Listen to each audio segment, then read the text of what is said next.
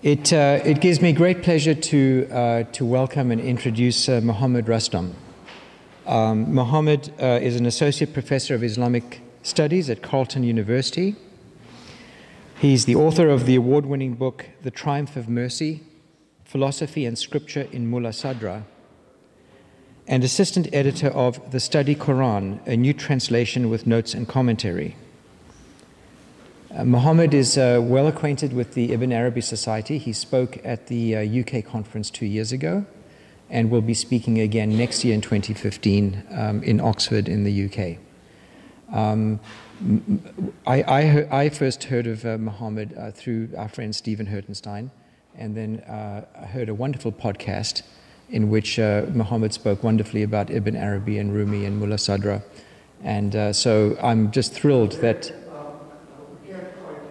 Okay, so I'm thrilled to welcome Mohammed today. Thank you, Mohammed.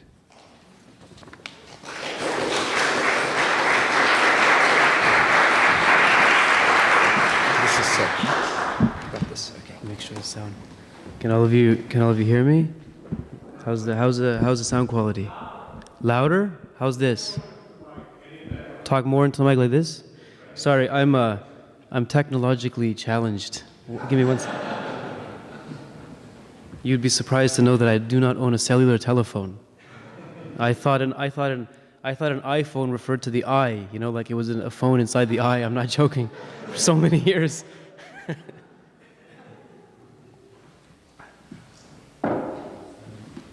I'm charged with a very difficult task because there were two very amazing papers that preceded mine, and so in many ways I'm set up for the fall. Whatever will come after won't be as good as the first two, that's for sure. So as a way of smoothing myself in, I'd like to begin with a poem. And in so many ways, this poem, it speaks to the theme of the conference, thank you. Speaks to the theme of the conference and also the title of my lecture. These verses come from the great 14th century master of Persian poetry, Hafez, who is famously known as the tongue of the unseen, or the interpreter of the unseen, Lisan al-Ghaib. He says the following: Dar asman na ajab gar begofte Hafez, surud zohra beraqs avrad masihah ra. In the heavens, it is no wonder if through the words of Hafez, the song of Venus causes Jesus himself to dance. There are indeed a number of ways in which these verses can be understood. Let me note here that Venus in Persian literature symbolizes a celestial musician, while Jesus, who resides in Venus, often represents love for God. It is as if Hafez is trying to say that through his words, which echo the unseen, the very heavens sing of the divine love contained within them, thereby allowing the sacred dance of love to take its course. Yet there's a special something that connects Hafez's words with this dance of love.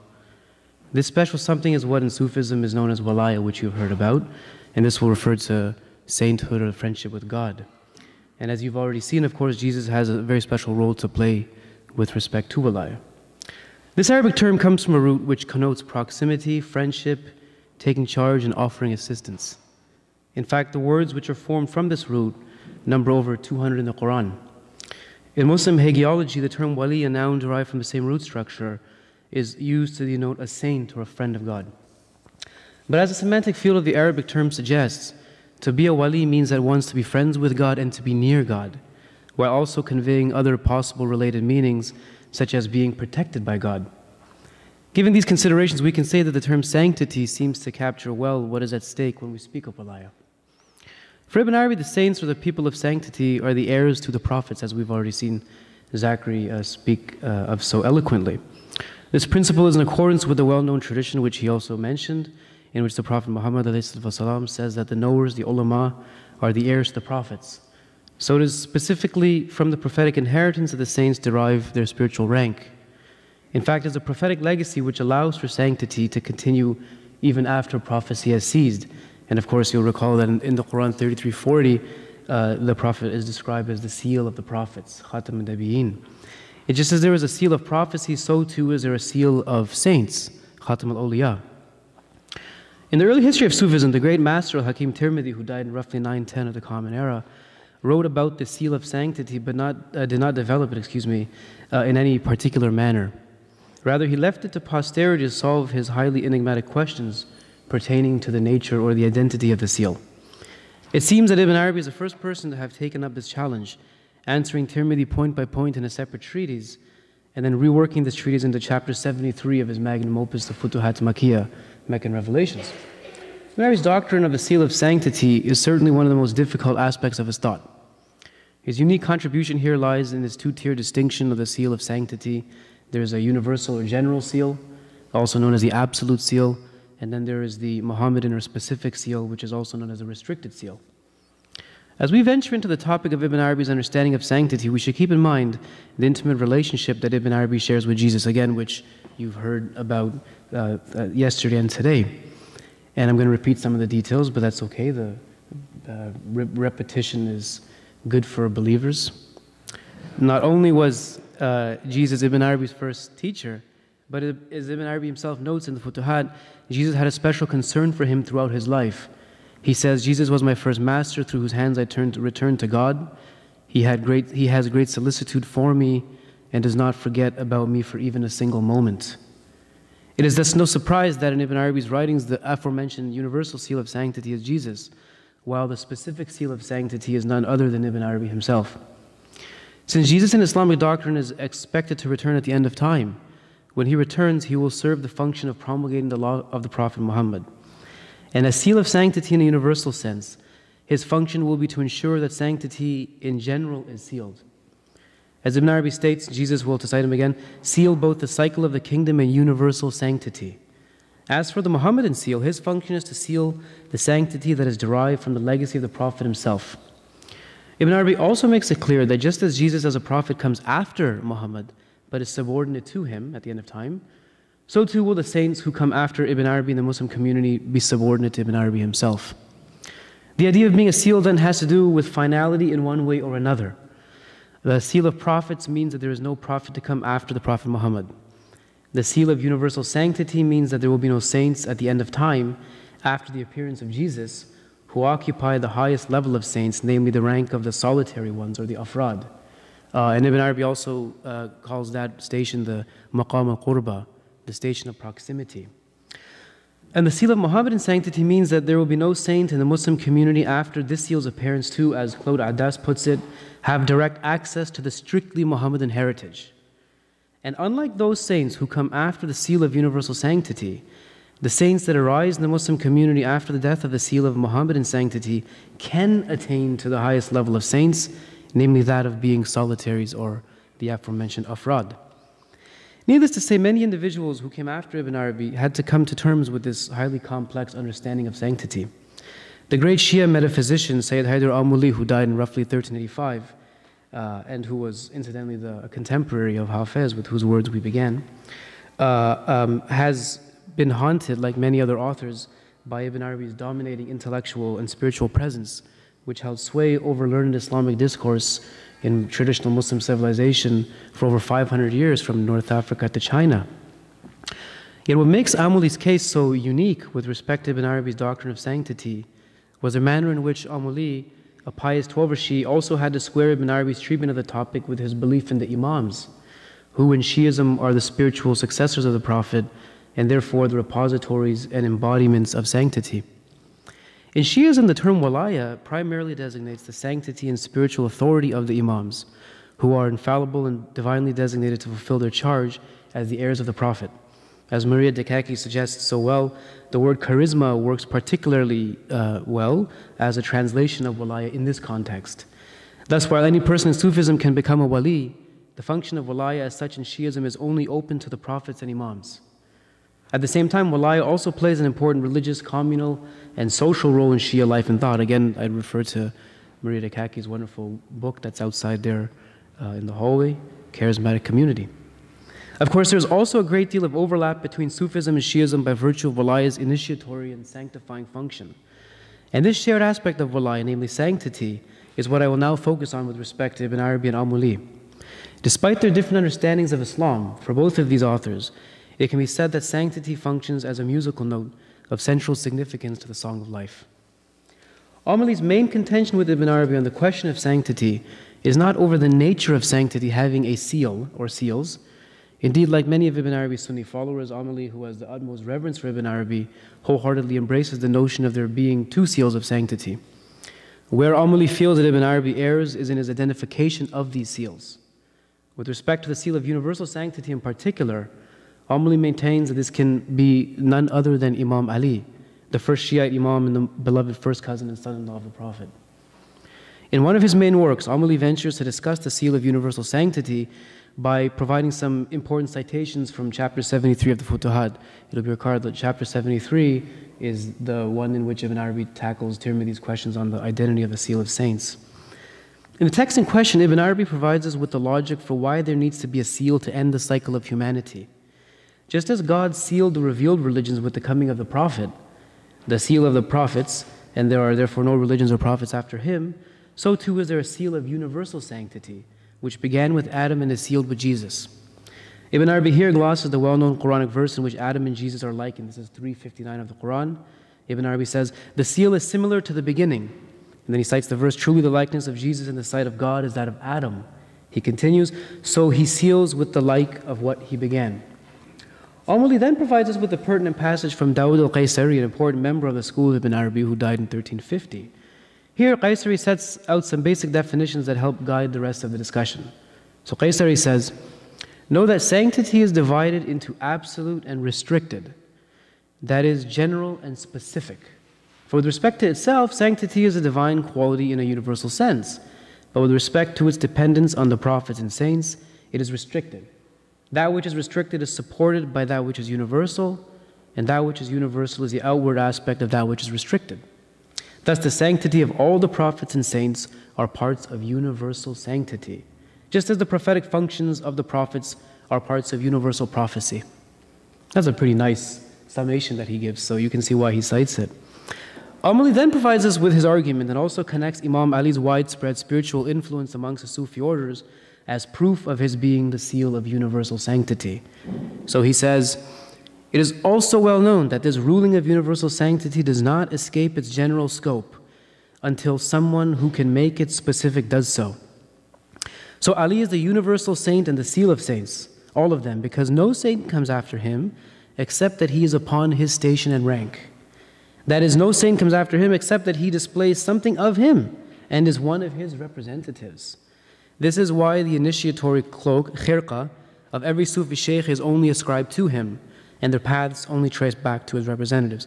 And this is not entirely the case because, at least amongst one branch of the Naqshbandiya Sufi order, their lineage goes back to Abu Bakr, the first caliph of Sunni Islam. Next, Al-Mali presents some sayings of the Prophet and Ali which again point up Ali's exalted rank.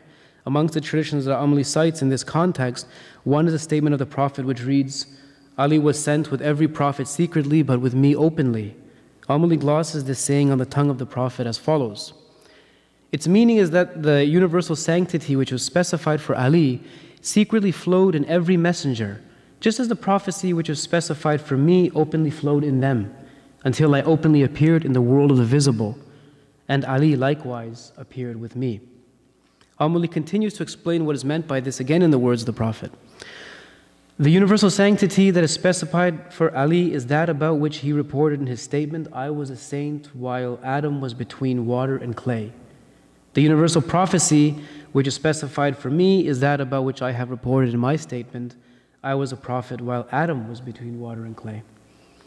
The latter saying commonly figures in discussions on the doctrine of the Mohammedan reality as it serves to highlight the primordial nature of the Prophet. The reality of the Prophet has always been there, and it percolates through the generations of the prophets until it finally becomes manifest in the physical person of Muhammad.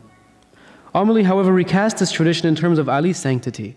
Just as the Prophet in his reality of being a prophet was there before the first prophet, namely Adam, Ali likewise was there as a saint before the first saint, namely Adam. This would be a surprising text on its own, since it is a rather uncommon one in Islamic literature. But Al-Mali tells us that the report in both its meaning and linguistic form is actually from Ibn Arabi, but with respect to Jesus and not Ali, and he's correct, it's from a passage in Ibn Arabi's Futuhat. We thus have Ibn Arabi and Al-Mali laying claim to this particular tradition because for each of them, it clearly identifies the seal of sanctity That is a saint who is there first but who comes last, just as this version of the tradition in which the prophet is figured is meant to identify the seal of prophets, that is, the prophet who is there first and then comes last. Al-Mali then cites Ibn Arabi with an important point in mind, namely that the Muhammadan reality has two dimensions, outward and inward, which correspond to prophecy and sanctity respectively. So this is a very long citation, but it's very important for what is to follow. He says, it is well known that the Shaykh Ibn Arabi deems universal prophecy and universal sanctity as two specified qualities of the Muhammadan reality. For the Muhammadan reality has two aspects, an outward aspect, which is specified by prophecy, and an inward aspect, which is specified by sanctity. And the Shaykh mentions that this sanctity is acquired by the seal through a true inheritance, as in his statement, and he cites Ibn Arabi here, with respect to his sanctity, the relationship of the seal of messengers with the seal of universal sanctity is like the relationship of the prophets and messengers with him. For the seal of messengers is the saint and the messenger prophet, while the seal of saints in the universal sense is the saint inheritor, the one who takes from the source, who witnesses the levels of existence, all the while being one of the perfections of the seal of messengers, Muhammad. There is some ambiguity in Ibn Arabi's words where he says with respect to his sanctity, the relationship of the seal of messengers with the seal of sanctity is like the relationship of the prophets and messengers with him. Al-Mali will return to this particular point later on in his discussion, and we will thus follow his lead and remain silent on this statement until it resurfaces later. But what is clear from Al-Mali's words is that the Muhammadan reality contains the entire scope of sanctity, whose outward nature manifests itself in the form of prophecy, and whose inward nature manifests itself in the form of sanctity proper. Thus, the outward form of prophecy and the inward nature of sanctity are both present in the Prophet. When his physical person leaves the world, prophecy is sealed with him, but sanctity as the inner dimension of the Prophet, of the Muhammadan reality, continues. Given that the seal of universal sanctity is a manifestation of the inward dimension of the Muhammadan reality, our authors are quick to point out that he is nevertheless still an heir to the Prophet and thus inferior to him. This is because, to restate, the Prophet contains in his person both the outward and inward aspects of the Muhammadan reality, whereas the saint who is his heir only contains in himself or in his person a lesser degree of its inward dimension. On these details, Al-Mali and Ibn Arabi stand in agreement. Where they disagree is, of course, on the identity of the seal of universal sanctity. Al-Mali offers his most pointed argument in the following important passage, where he states the only two ways in which Jesus can actually be the seal of universal sanctity. And he says, it can either be with respect to his spiritual relationship with the Prophet or with respect to his formal relationship with him. According to both propositions, Ali has more right and is more fitting, since his spiritual relationship with the Prophet is known to everyone and is known to be more abundant than that of Jesus. Likewise is the case with Ali's formal relationship with the Prophet. Yet the person with the greatest formal relationship to the Prophet would not, by virtue of this fact alone, be eligible to be specified with the seal of universal sanctity. Thus, although Al-Mali presents two possibilities in how Jesus can be specified with the seal of universal sanctity, it seems quite clear that what is really being implied is that the only person who can be specified with the seal of universal sanctity is the one who has both the greatest spiritual and formal relationship to the Prophet, and that can be none other than Ali. With respect to Ali's superior spiritual relationship to the Prophet, Al-Mali produces several arguments to support his claim. These arguments testify to Ali's special rank, which belongs to neither Jesus nor any of the other prophets and messengers. The first of these is a version of a famous Shiite tradition in which the Prophet says, God created my soul and Ali's soul before creating other human beings as he so willed. Then the Prophet states that his soul and Ali's soul were passed on from pure womb to pure womb, untainted with the defilement of associating partners with God and submersion in the life of ignorance, until they became manifest in the loins of their respective fathers. The tradition ends with the Prophet's well-known words, Ali is from me and I am from him. His self is my self, and obedience to him is obedience to me. He who angers him does not love me, and he who loves him does not anger me. To be sure, shortly after citing this tradition, Al-Mali provides us with one that is almost identical and more well-known, but with emphasis now on the Prophet and Ali being created from the same light, which stood before God for 14,000 years before God created Adam. Al-Mali further argues that this exalted spiritual relationship that Ali has with the Prophet is confirmed by Ibn Arabi himself in chapter 6 of the Futuhat, this is when he really starts doing some interesting hermeneutical work. In the discussion in question, Ibn Arabi engages in a detailed explanation of the manner in which God created the universe through the primordial dust, haba, also known as the cloud, amma. Both of these terms assume, of course, technical significance in Ibn Arabi's writings. Within the primordial dust, all things receive the light of God's self-disclosure in accordance with their preparedness, isti'dad. The most receptive to God's light is the reality of Muhammad, also known as the first intellect, which is a key, important term in Islamic philosophy, al-aql al-awwal. Although the relationship between the primordial dust and the reality of the Prophet is complex in Ibn Arabi's thought, the main point to come away with is that Amuli would like to demonstrate how, by Ibn Arabi's own confession, Ali is the nearest of all beings to the reality of the Prophet, the first of God's creation. To illustrate his position, Amuli continues with his citation from Ibn Arabi. He says, Muhammad is the master of the cosmos, all of it, and the first to emerge in existence. His existence was from that divine light, the primordial dust, and the universal reality. In the primordial dust, his entity and the entity of the cosmos came to exist. And the nearest of men to him and the nearest of all of the prophets is Ali ibn Abi Talib. Amuli then draws the natural conclusion with respect to Ali in the following lengthy but telling passage. And I guess we can put natural in quotation marks here. He says, this is a definitive statement and a clear-cutting proof concerning Ali's being the seal of universal sanctity, since it affirms that the Muhammadan reality has two aspects, an outward aspect and an inward one. And the inner aspect is tied to the saint who is the seal, the one who is the closest of men to the Prophet and is one of his perfections. For other than Ali, none has this proximity, nor this specificity. This is especially the case since allusions have been related from the Prophet which indicate this, such as his statements, I and Ali are from one light, and I and Ali are from one tree, both of which indicate that the two of them are from one light and from one reality. But Amuli even goes so far as to explicitly say that it is not only his own kashf or unveiling which has revealed the truth of the situation, rather Ibn Arabi's own kashf also testifies to the same reality. And I guess we can put, again, testifies in quotation marks. He says, the unveiling of the Shaykh, Ibn Arabi, and his masters is that Jesus has more right and is more fitting to be the seal of universal sanctity. Our unveiling and the unveiling of other masters is that Ali has more right and is more fitting for this rank.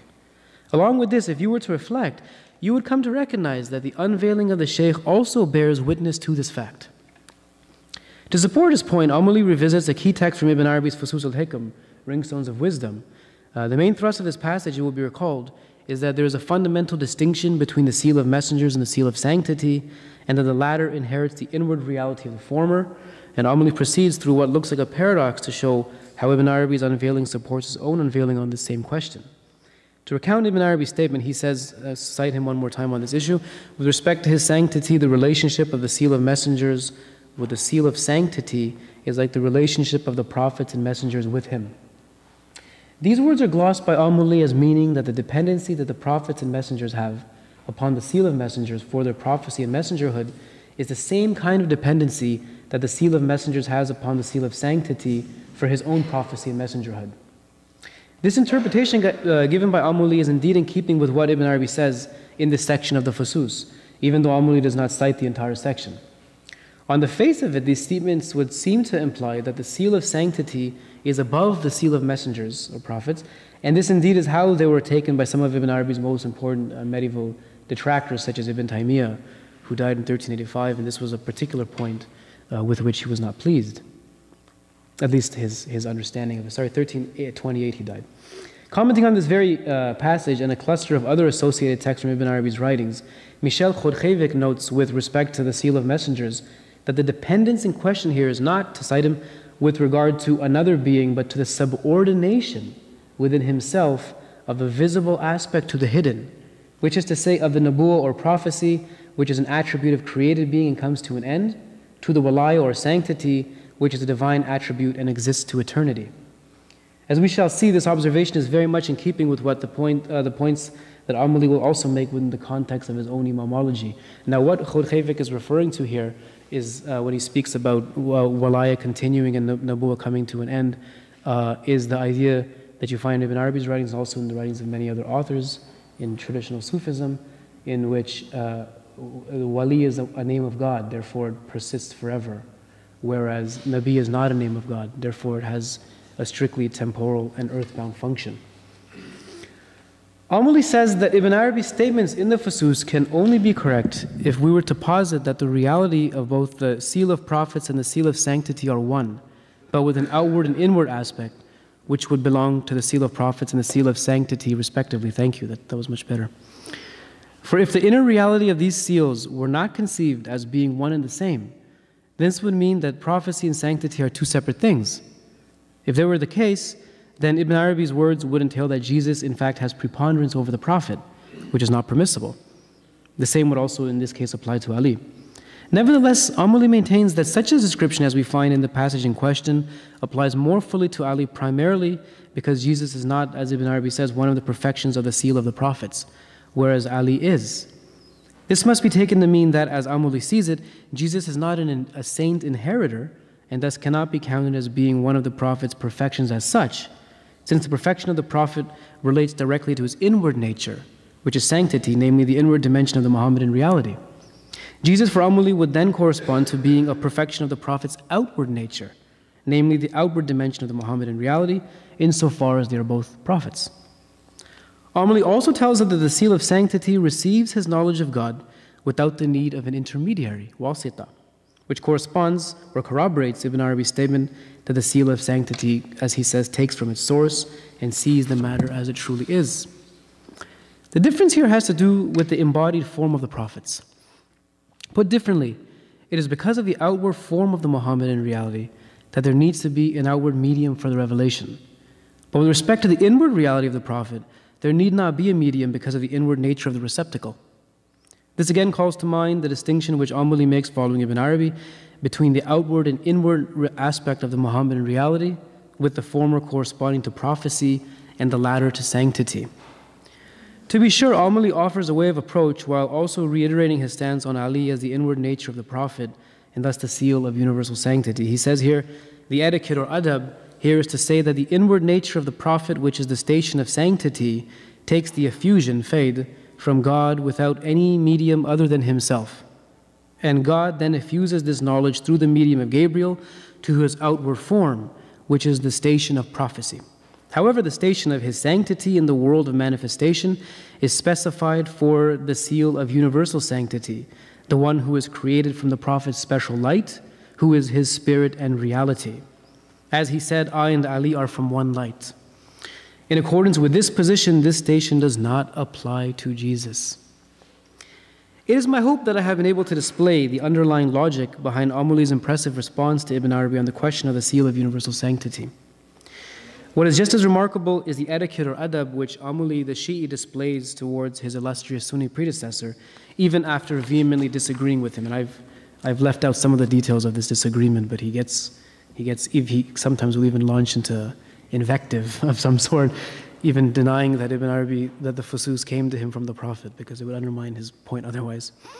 But yet, like a true gentleman, at the end of his discussion on the question of sanctity, Al-Mulli seeks to offer a humble apology. He says, if the Shaykh is perfect in relation to others on another occasion, on this occasion he is deficient in relation to others. But this does not diminish from the perfection of the one who is perfect, because the perfect one does not have to be perfect on every level, just as Ibn Arabi himself has indicated. He's referring to a passage in the Fusus. Nevertheless, this statement of ours and the like of it is bad etiquette from us towards him, for he is the Shaykh of the tribe and the head of the folk, the Sufis. So we seek pardon concerning what we have said. And then he cites an Arabic saying, the plea for pardon before noble men is accepted. Al-udhr inda karam an-nas maqbool. To be sure, Al-Mulli's respectful engagement with Ibn Arabi can also be instructive in a context outside of scholarship, namely politics. When there are so many ugly sounds reverberating from parts of the Muslim world as a result of the violent discord between Sunnis and Shi'is, celebrating that key musical note, which is sanctity, can help adjust such a cacophony so that there can again ring from that world a concordant and beautiful melody. Thank you.